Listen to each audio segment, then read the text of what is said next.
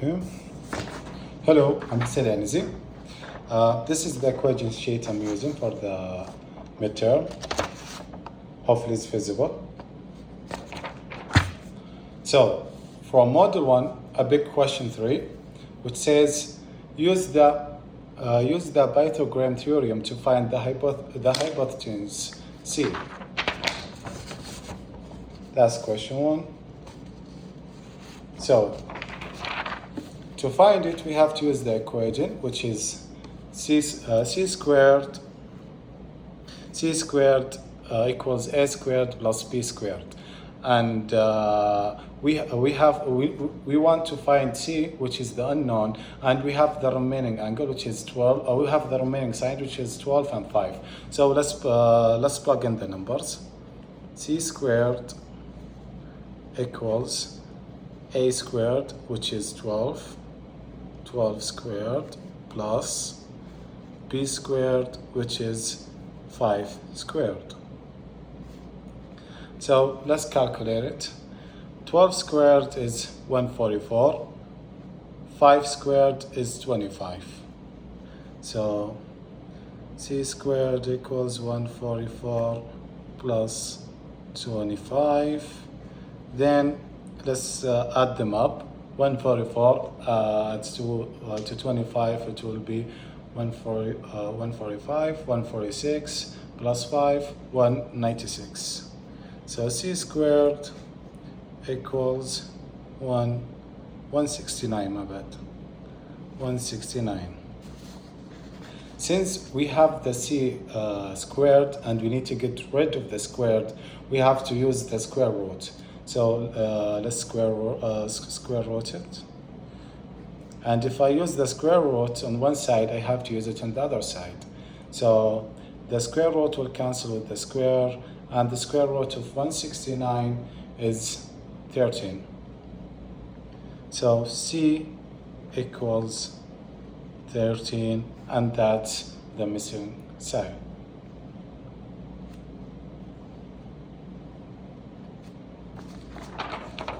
That's my answer. So, to question 2, model 2, I picked question 4 from model 2, which says use the law of cosine to solve the triangle. Find any missing sides and angles. Find the missing side of triangle ABC if A is 10, B is 3, and C is 15. Round your answer to 2 decimal places. So, to use the cosine equation, which is c squared equals a squared plus b squared minus 2ab cosine c. So to use, so let's plug in the numbers. The a squared, we have it here, is 10. So c squared equals 10 squared plus the b squared, b we have 3, so 3 squared minus 2 ac, which is 10 multiplied by 3 cosine c, which is 15. Since we have all the numbers now, we can just calculate them. So c squared equals 10 squared is 100 plus 3 squared is a 9, 2 minus 2, 10 multiplied by 3 is 60, is 30, my bad. Cosine 15, we'll leave it for later. Cosine 15. So now we can also do more calculations. Let's add up the 109. C squared equal 109 minus 2 multiplied by 30 is 60. Then the cosine 15, I'm going to use the calculator to calculate it. cosine 15 equals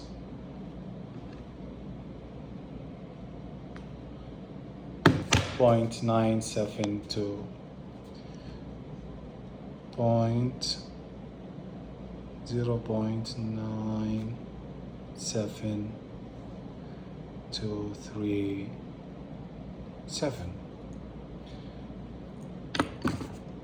let me make sure it's 97237. Since we have it now, we can multiply the 60 by the cosine or the result of it, which is 60 multiplied by 0.97237 equals 58.34. So 58.3422 58.3422 I will subtract it from 109, so it will be c squared equals 109 minus 58.34220. Let me calculate it. 109 minus 58.3434220. 109, 58.34220. I have to make sure of everything. I got 50.65780. So let me continue on the other side. I should have left more space to write. Okay, so c squared equals 50.65780. So to get rid of the square of the c, I have to square root it. So square root and square root both sides. The square will go with the square root from the c, and I have to square root the 50.65780. Square root of 50.65780 equals 7.11743. Well, and also I have to round it to 2 decimal places, so it will be 7.11, not 11, 7.2. C equals 7.12.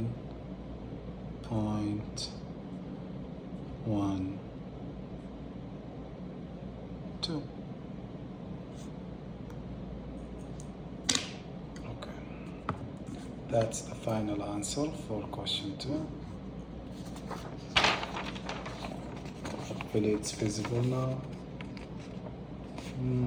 That's the first side. I'm sorry, my setup is not the best.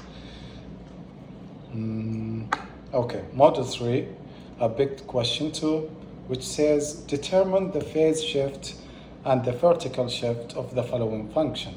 I have the function y equal sine parenthesis x plus 2 parenthesis minus 1.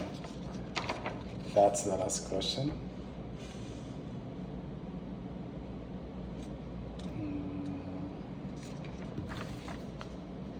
So to solve it, let's use the equation. I don't need the equation because when I took algebra last semester, I could easily know what is the phase shift and the vertical shift by looking at it. Like for example here, we have positive 2, and we have negative 1. I know the outside is for the vertical. Since it's negative 1, it will move it will shift it vertically downward by 1 step, because it's 1 here. If it was like 5, it will shift it vertically down by 5 units. And from the inside, I always look at this side. If it was positive, so it will shift it to the left. It will shift it to the left by 2 units. And I always change the sign. If it was positive here, it will shift it to the left side, because it will be negative 2. If it was negative 2, it will be plus 2. It will shift it to the right by 2 units. But let's do it as the equation. So the equation is a sine parenthesis bx minus c close the parenthesis plus d. So what's important to me right now is the c and d, because c is the phase shift and d is the vertical shift. And when it comes to the function that we have, a will be here before the sine, and b will be here before the x, and 2 is the c, and d is the vertical, and the vertical is d, so which is negative 1. And to get it, since following the equation, we have the c is negative, so 2 will and we have here positive 2, so it will change the sign to negative 2, so we'll have the phase shift phase shift equals negative 2, moves to the left by 2 units. And for the vertical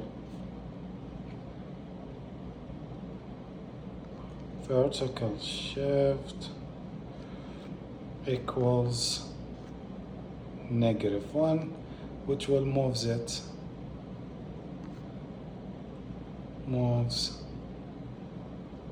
downward by moves vertically downward by 1 unit, or shifted vertically by downward by 1 unit. And this is my answer.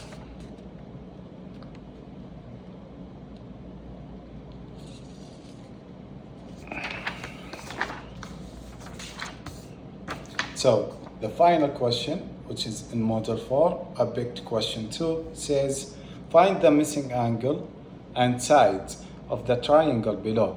Round the length of the sides to the nearest tenth. And we have a right triangle. We have 37 angle, which is the A angle, and we have an AC side, which is on the one side at it's a 250. That's the question.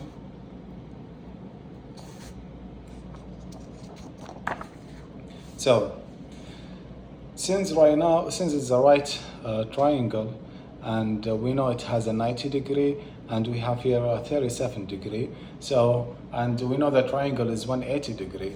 So we can easily subtract the 37 out of the 90, and will give us the missing angle. So it will be 90 degree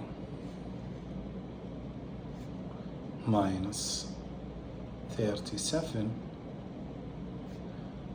which will give us 90, 37, 53.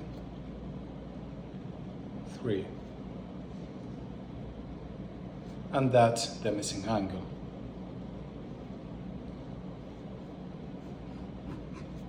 We got the missing angle, which is 53. Now let's go to the sides. First, let's figure out side BC or side A. Since we have the adjacent is 250, and we want to figure out the opposite of the angle, which of the angle 37, which is the BC, we will use the tangent equation. which is tangent the angle equals opposite of our adjacent. So let's plug the numbers. Tan, the angle is 37 equals opposite, which is the unknown that we're trying to find out, and the adjacent. Why did I write it? The adjacent is 250. Okay. So that's what I got. Since I want to find out or figure out the opposite, so I have to move it. I have to arrange the equation. Since I want to leave the opposite by itself and I have the 250 here, I can multiply the 250. So the equation will be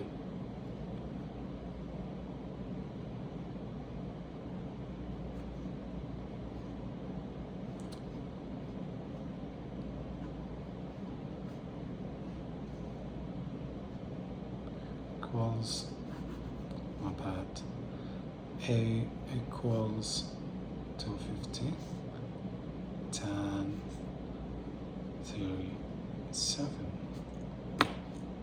multiplied for sure.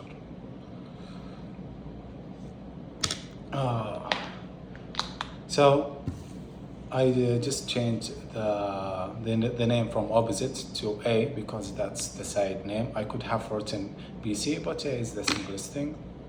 So I'm going to use the calculator to calculate tan. Tan 37, I got 0.65688. So A equals 250 multiplied by 0.65688. So now I have to multiply it. 250 multiplied by 0.65688. I got 164.2200. And I have to round the length to the length of the sides to the nearest tenth. So it will be A equals 164.2. That's my first side, which is the BC side or the A side. Now, to find out the remaining side, which is the hypotenuse. I'm sorry, I'm having troubles pronouncing that name. Hypotenuse, yeah, the hypotenuse, which is the AB, and we have the adjacent, which is 250, and the angle is 37. So we can use the cosine equation, which is cosine the angle. I'm gonna plug in the numbers right away. Cosine 37 equals adjacent over hypotenuse. So the adjacent is the 250. We already know that. And the hypotenuse, which is the unknown, and it's a long one, so I'm gonna write just AB. Now we want the AB by itself. I'm not gonna say that word. I just want to say the AB. I want to isolate it by itself. So since now I have to multiply it to move it to the other side, and then I have to divide the cosine 37. So I will get the 250 over cosine 37. So AB equals 250 cos 37. So now I have to use the calculator to get the value of cosine 37, and then I divide the 250 and the cosine 37. Cosine 37 cosine 37, it's 0.83581. Divide it.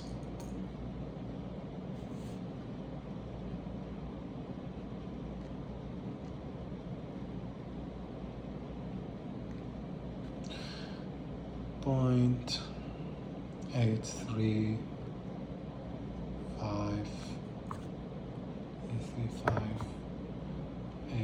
0.83581. Then just we're gonna divide the 250 and the cosine value. So 250 divided by 0.83581. Make sure 83581. 250. I got 299.11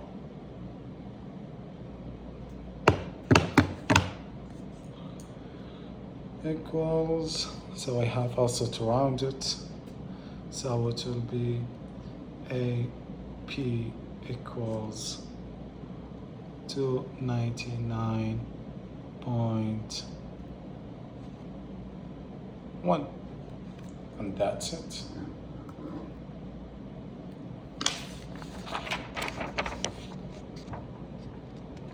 Hopefully it's visible.